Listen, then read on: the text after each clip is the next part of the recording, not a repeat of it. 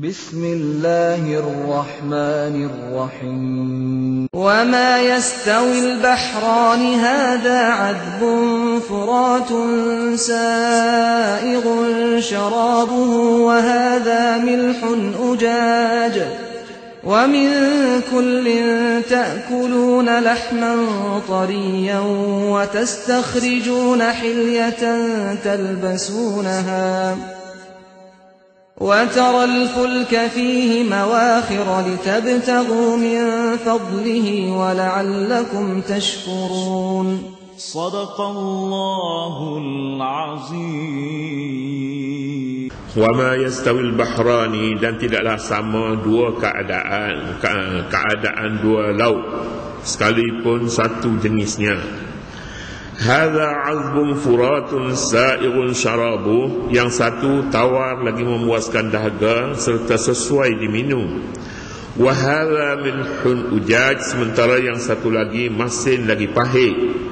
Wa min kullin ta'kuluna lahman tariya, dan kedua-duanya itu berfaedah kepada kamu. Dari tiap-tiap satunya kamu dapat makan daging yang lembut hidup-hidup, tariya. Wa tastakhrijuna hilyatan talbasunaha, dan dapat pula kamu mengeluarkan benda-benda perhiasan untuk memakainya.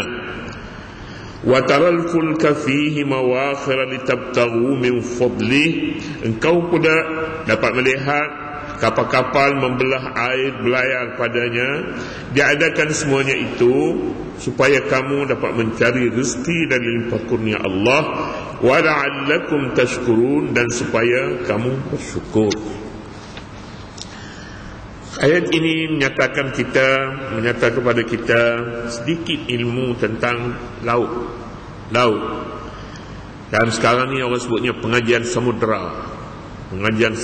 Dia ada fakulti sekarang ni. Tak silap saya di Terengganu, fakulti samudera. Dia jadi ilmunya begitu banyak, dan perkara ajaib juga begitu banyak di dalam laut. Ayat ini mula menyatakan wa ma yastawil bahrani, tidaklah sama keadaan dua laut, yang satu tawar lagi memuaskan dahaga dan yang satu lagi masin dan pahit. Kedua-duanya berfaedah kepada manusia. Ini satu perkara yang ajib sebenarnya. Masin kita tahu masin, manusia perlu kepadanya. Tak cukup masin, ada orang yang boleh mati. Tak cukup masin, terlalu berpantang garam, dia boleh tumbang. Sama juga lebih garam, mau sederhana pengambilan garam. Satu perkara yang aneh, jika laut diambil sebanyak 1,5 kilometer persegi untuk dibuat garam, nescaya dia boleh keluarkan beribu-ribu tan garam dan kekal laut sebagai laut, cukup untuk makan keperluan 30 juta rakyat. Cukup. Kalau kita ada, maknanya bagi keperluan manusia pada kadar 1,5 kilometer persegi sudah cukup untuk dikeluarkan garam bagi memenuhi keperluan rakyat seperti Malaysia lah, kita katanya 30 juta, kalau tak sampai pun tak banyak lah. Begitu sekali. Ini satu perkara yang ajaib yang ada pada laut, masin. Siapa yang menjadikan masin itu soalnya. Itulah kita kata Allah Subhanahu wa taala. Inilah dia jalan. Selain daripada jalan sebelum ini disebutnya tentang tanah, nutfah, asal ciptaan manusia, yang kita sebutnya alam biologi, ya. Yang kedua disebutnya di sini tentang laut. Satu perkara yang ajaib di hadapan manusia, dan ilmu tentangnya tidak habis-habis dipelajari. Malah kita baru nak belajar fakulti samudera, baru nak dedahkan ilmu tentang laut.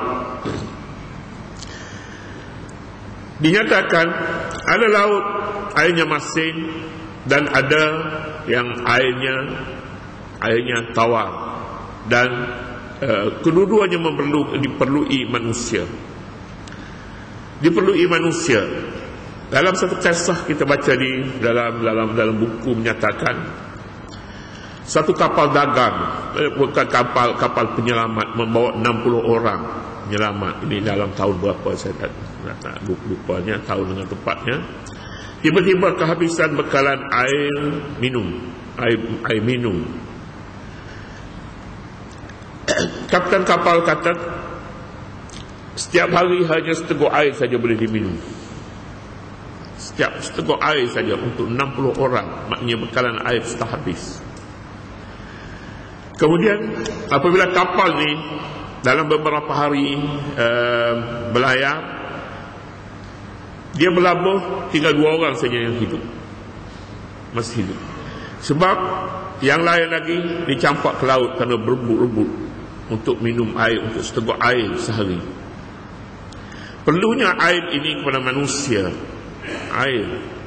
Jika manusia tidak boleh makan, tak ada makanan, hanya ada air saja, dia boleh hidup dalam tempoh 2 bulan hidup. Tapi tak ada makanan, cukup. Makanan boleh disimpan dalam badan manusia, boleh disimpan pada lemaknya, pada airnya, pada tulangnya, dan pada bahan-bahan yang ada di dalam bekalan yang ada dalam badan manusia. Ia tidak diguna selama ini, tapi bila diguna dia boleh tahan untuk beberapa lama waktunya. Apa yang kita nak sebutnya di sini ialah keperluan air kepada manusia mudah dinyatakan di dalam ayat yang kita baca ini, dan di sana beberapa perkara yang ajaib yang belum diketahui manusia ataupun sudah diketahui. Oleh kerana barang ini mudah didapati, maka barang ini seolah-olah tidak berharga air. Di setengah negeri yang sukar mendapatkan air kecuali dengan sulingan daripada air masin, belanja untuk mendapatkan 1 botol air, 1 liter air, belanja RM15, lebih mahal daripada bensin, minyak. Tetapi oleh kerana negeri kita ini terlalu mudah, lupa kita untuk bersyukur kepada Allah apabila dapat air.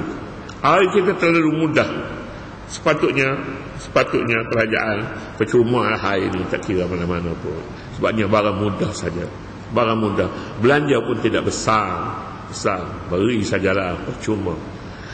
Tetapi bila diberi percuma, manusia ini pun kadang-kadangnya tidak pandai tak pandai guna air, dibuang saja air itu dengan mudah. Ini pun satu keadaan yang perlu diajar, dididik, menghargai ciptaan manusia. Malah Al-Quran menyebutkan daripada air ini lahirnya semua yang hidup. Wa ja'alna minal ma'i kulla syai'in hayy. Semua yang hidup.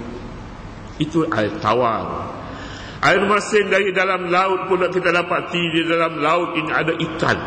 Ada ikan yang kita makan setiap hari. Ikan kembung besar tu juga tiap-tiap hari tak pernah kehabisan. Orang lain pun makan juga tak habis. Kita 2 ekor sehari, orang lain 2 ekor sehari. Keluarga yang besar 10 ekor sehari, tak habis-habis. Nikmat Allah Subhanahu wa ta'ala.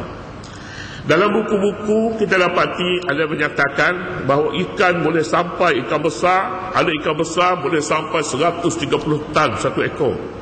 130 tan besarnya. Dia boleh menahan kapal-kapal besar yang berlayar di dalam laut. Boleh tahan 130 tan. Menggambarkan bagaimana ada anak ikan yang halus, kecil, tapi dia boleh berkumpul. Bila dia berkumpul macam bukit, iaitu ikan bilis. Semua peminat nasi lemak akan bertanya, di mana ikan bilis? Takkan sempurna makan tak ikan bilis. Itulah dia. Waktu dia berhimpun boleh tangkap saja. Tapi satu bukit dia boleh tahan pelayaran kapal, perahu-perahu, nelayan boleh terbalik dengan ikan bilis. Ajib sebenarnya. Dari mana datang ini ikan bilis yang begitu kecil, begitu dijadikan oleh Allah Subhanahu wa ta'ala sebagai sumber rezeki kepada manusia, sebagai rezeki. Ada ikan yang beracun, dia tak boleh dimakan. Bilangannya lebih daripada 1 juta. Jenis-jenis ikan lebih dari 1 juta. Ada yang jenis ikan yang jenis berwarna-warni, ada jenis ikan berkaki, ada kaki dia, ada tangan dia. Ada, bukan ikan duyun ya. Bukan ikan duyun yang ni tak tahu. Ikan duyun ni kata manusia separuh, ikan separuhnya ni haram dimakan. Benarkah ada ikan duyun ini ataupun tak ada? Tak ada. Ini saya rasa kalau ada sekali-sekala ada lah orang tangkap bawa naik mari. Maknanya waktu payah nak guna tenaga manusia untuk buat orang gaji ni kita ambil ikan duyun lah umpamanya. Tak boleh. Tak ada. Tapi ikan yang ada kaki, ikan yang ada tangan, ikan yang siripnya bagaikan tangan kiri kanan ada, ini juga satu perkara yang tak pernah kita lihat tapi pun kita dengar dan kita baca. وَمَا يَسْتَوِي الْبَحْرَانِ هَذَا عَذْبٌ فُرَاتٌ سَائِغٌ شَرَابُهُ وَهَذَا مِلْحٌ أُجَاجٌ. Tidak sama keadaan dua laut sekalipun satu jenisnya yang dua laut, yang satu tawar lagi memuaskan dahaga serta sesuai diminum, sementara yang satu lagi masin lagi pahit. Lautan dalam, lautan dikatakan lautan yang terbesar yang kedua selepas lautan Atlantik, namanya lautan apalah. Yang saya nak sebutnya di sini, airnya berbeza kepekatannya. Kepekatan.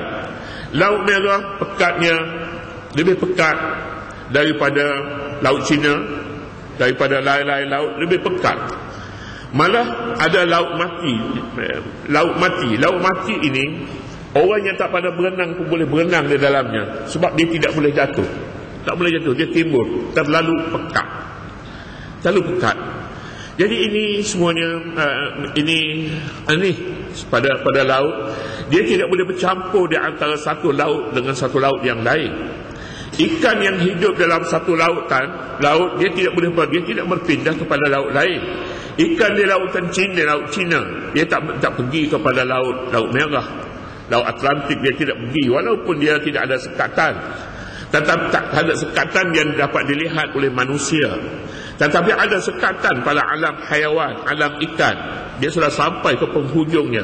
Antara dua laut disebutnya ada barzakh, dalam ayat menyebutkan ada barzakh, ada pemisah antara laut dengan laut, yang penghuni laut mengenali setakat mana dia boleh pergi. Dia tidak boleh melintasi laut dengan laut yang lain. Itu dia. وَمَا يَسْتَوِي الْبَحْرَانِ هَذَا عَذْبٌ فُرَاتٌ سَائِغٌ شَرَابُهُ وَهَذَا مِلْحٌ أُجَاجٌ. Milhun garam, milhun masin, ujajun masin terlalu masin pahit. وَمِنْ كُلٍّ تَأْكُلُونَ لَحْمًا طَرِيًّا. Dan dari kedua laut ini kamu boleh makan daging yang basah, daging yang baru tariya kamu boleh dapati. Maknanya makanan yang sehat ialah makan ikan yang tari maknanya ikan baru, bersih, fresh. Wa min kullin ta'kuluna lahman tariya. Berbagai-bagai jenis disediakan di dalam laut ini. Ada ikan yang beracun, ada ikan yang bersisik, ada yang tak ada sisik, seperti ikan apa mahal sekarang ini, ikan teli. Ikan teli tak ada sisik, maknanya daging dia pun dia tidak berpaksa seperti setengah ikan yang bersisik. Ada ikan yang harganya mahal, ribu harganya, tak besar, seperti ikan telah. Ikan ini pulanya dikatakan ada di Sungai Pahang saja, tapi tak ada di sungai-sungai lain. Aneh juga, mengapa tak ada di sungai lain? Di Sungai Pahang banyak. Pendeknya, jika semua ikan, satu alam ikan saja kita berada di hadapannya, kita akan merasakan cukup berharga semua ciptaan Allah yang ada di dalamnya. Wa min kullin ta'kuluna lahman tariya. Lahman maknanya daging. Jika seorang itu dia katakan, demi Allah saya tidak akan makan daging, ikan pun tak boleh makan. Jangan ingat daging lembu, daging kerbau, daging kambing saja. Jika demi Allah saya tidak akan makan daging, dia tak boleh makan ikan pun tak boleh, sebab Al-Quran menyebutkan ikan pun ada dagingnya. Wa min kullin ta'kuluna lahman tariya, dari kedua-duanya kamu boleh makan daging yang bersih. Daging yang bersih maknanya lembu tidak ada dalam laut, kambing tidak ada dalam laut, yang adanya ikan juga lahman, daging tariya. Tetapi setengah ulama kata, kalau dia bersumpah tak mau makan daging, dia boleh makan ikan. Dia boleh makan ikan, sebab ikan dengan daging ini jauh bezanya. Ya, rujukannya ialah bicara manusia. Manusia bila disebut nak beli daging, dia tak beli ikan. Bila dia kata dia nak beli ikan, dia tak beli daging. Maknanya kalau dia kata dia tak mau makan daging, ikan dia boleh makan. Ikan dia boleh makan. Tapi Imam Abu Hanifah kata tak boleh makan ikan pun. Quran kata daging juga ikan. Wa min kullin ta'kuluna lahman tariya, kamu boleh makan ikan yang bersih. Wa tastakhrijuna hilyatan talbasunaha, dan pula dapat kamu mengeluarkan benda-benda perhiasan untuk memakainya. Barang-barang perhiasan seperti mutiara keluar dari laut, keluar dari perut kerang, mutiara. Sekarang ni satu proses mengeluar, membela kerang. Setelah disimpan, diletakkan batu di dalam perut kerang, kemudian disimpan dalam bekas, dilepas di laut. Bila dilepas dalam laut ini akan mengeluarkan batu yang kita simpan dalam perutnya. Dia boleh mengeluarkan. Aneh, cantik tapi tidaklah secantik yang asli. Tapi cantiklah kira-kiranya. Dia menjadi satu perusahaan para nelayan yang mencipta, membela kerang-kerang untuk mengeluarkan mutiara. Al-Quran lebih awal menyatakan perkara ini, tetapi manusia tidak menemuinya. Inilah dia ayat-ayat Al-Quran yang berupa mukjizat. Berupa mukjizat, manusia boleh hidup dalam dunia ini dan tidak pernah kehabisan rezekinya. Jika dia habis rezekinya daripada satu perkara, dia boleh dapat rezekinya daripada perkara yang lain. Kebun getah tak ada, tapi ada kelapa sawit gantikannya. Negeri kita pulanya ada minyak pula. Sikit lagi pulanya tak ada minyak, ada perusahaan kerang ni pula ni. Kerang bukan untuk dimakan isinya, tapi untuk dikeluarkan dia punya mutiara yang tersimpan di dalamnya dan yang dibela. Al-Quran menyebutkan wa tastakhrijuna hilyatan talbasunaha, dan kamu pula dapat mengeluarkan benda-benda perhiasan. Tak disebut pula perhiasan tu perhiasan apa. Zaman atau waktu menentukan kepada manusia. Pada zaman Al-Quran diturunkan, orang yang berada di tanah Arab, ada di antaranya yang pelaut, ada. Tetapi tidak ditemui apakah mereka itu sudah berjaya mengeluarkan mutiara-mutiara yang tersimpan dalam perut-perut kerang ini. Tidak. Tetapi pada masa-masa yang akhirnya sudah ditemui dan sekaligus menunjukkan Al-Quranul Karim benar pada semua kenyataannya. Wa tastakhrijuna hilyatan talbasunaha, yang kamu boleh pakainya. Kamu boleh pakai ni, siapa yang pakai? Kaum wanita lah. Mereka ahli yang memakai mutiara. Tapi bolehkah salahkah orang lelaki memakai mutiara? Tidak salah, tetapi pakaian orang perempuan, biar orang perempuan sajalah pakai, orang lelaki tidaklah. Tidak. Sebabnya kalau orang lelaki dan orang perempuan pakai rantai, orang lelaki pun pakai rantai juga. Jadi duduk berebut, tak ada rasa lah. Berebut. Ini rantai saya ni, saya kata rantai saya. Tak lah macam tu. Boleh. Ini ulama pun ada menyebut ini pakaian ni bagi orang perempuan. Wa tastakhrijuna hilyatan talbasunaha. Talbasunaha, yang kamu boleh pakainya, perhiasan itu. Wa taral fulka fihi mawakhir litabtahu min fadli, dan kau lihat pula kapal-kapal membelah air belayar padanya pada laut, supaya kamu dapati kelebihan daripada kapal-kapal yang berlayar membawa barang-barang dagangan. Barang-barang dagangan yang keluar masuk ke sebuah negeri, bertatan, beribu-ribu tan sebuah kapal besar yang berlayar di laut. Dahulu tenaga manusia diguna untuk membawa barang-barang masuk ke dalam perut kapal, tapi sekarang tidak lagi. Sekarang lori boleh masuk ke dalam perut kapal. Dalam perut kapal, lori bawa masuk barang-barang. Jadi seolah-olah kapal ini merupakan satu alam lain, satu dunia lain. Bagi orang yang membuat perjalanan menerusi kapal-kapal, mereka merasakan ada perkara yang tak ada di atas kapal. Semuanya ada. Tak ada jenis maksiat yang tak ada di atas kapal. Di sana semua jenis maksiat ada. Dan bagi mereka yang nak buat ibadat pun tak ada masa, tak boleh buat ibadat. Masjid pun ada di atas kapal. Kapal hari inilah saya berlupa nak sebut nama kapal tu. Tapi ada kapal yang seumpama itu. Lori dia boleh pusing, kona you, dia boleh buat pusingan you di atas kapal. Lori yang kita nampak ni hari ini dia bawa lori kayu balak, tapi kayu balak itu boleh bawa masuk ke dalam kapal, boleh bawa masuk menerusi lori, bukan lagi tenaga manusia. Ya, ini kapal. Al-Quran menyebutkan taral fulka fihi mawakhir. Mawakhir membelah laut, besarlah maknanya kapal itu. Litabtaru min fadlihi. Yang kita minum teh hari ini sebenarnya dia bukan datang dari kapal terbang. Ada teh sini, tapi kita minum teh Ceylon. Yang daripada Ceylon itu dia datang kapal laut ke sini.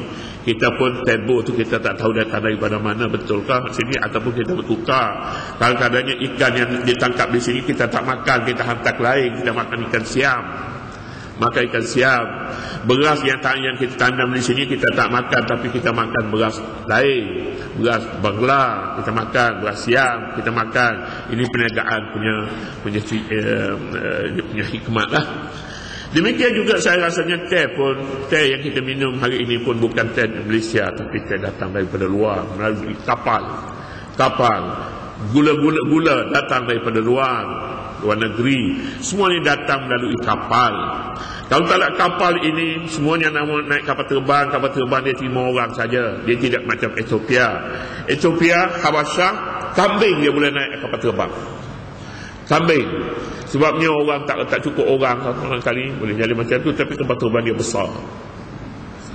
Kambing boleh naik, lembu boleh naik kapal terbang. Wa taral fulka fihi mawakhir litabtahu min fadlihi, supaya kamu cari rezeki dari limpah kurnia Allah Subhanahu wa taala. Ini lapangan yang masih bebas. Siapa pun nak trokalah bidang ini. Bidang ini kaya dengan harta, kaya dengan keperluan manusia. Bidang ini. Jawatan-jawatan yang ada di permukaan bumi ini sempit sekarang. Orang berebut dia nak cari jawatan. Jawatan tak ada, jawatan di laut banyak. Siapa boleh menyelam, siapa dia boleh bawa kapal, siapa dia boleh naik kapal, berniaga atas kapal, semua sekali. Banyak peluang-peluang perniagaan di sini. Litabtaru min fadlih, semuanya adalah kelebihan datang daripada Allah Subhanahu wa taala. Yang penting sekali ialah wala'allakum tashkurun, supaya kamu bersyukur. Seteguk air yang kita minum mahal harganya. Mahal. Seteguk air yang kita minum, alhamdulillah sepatutnya. Jangan buang, jangan mudah buang air yang kita simpan. Air adalah punca kehidupan kita. Tak ada air kita tak boleh hidup. Tak ada makan barangkali 2-3 hari kita boleh bersabar, tapi tak ada air tak boleh. Ini sumber kehidupan kita. Wala'allakum tashkurun, dan supaya. La'alla di sini bukan maknanya mudah-mudahan. Kadang-kadang la'alla dia membawa arti mudah-mudahan. La'alla sama'a tumtir, mudah-mudahan langit hari ini hujan, mudah-mudahan. La'alla al-habiba qadimun, mudah-mudahan kekasih kita datang pada hari ini. Ada mudah-mudahan, tapi wala'allakum tashkurun, bukan mudah-mudahan kamu bersyukur, salah terjemahan begitu, tapi wala'allakum, dan supaya kamu. Supaya ni mana wajib kamu bersyukur kepada Allah Subhanahu wa taala atas nikmat air, atas nikmat laut, atas nikmat sungai, dan nikmat-nikmat yang kita makan dari yang datangnya dari lautan dan dari air tawar dan air laut.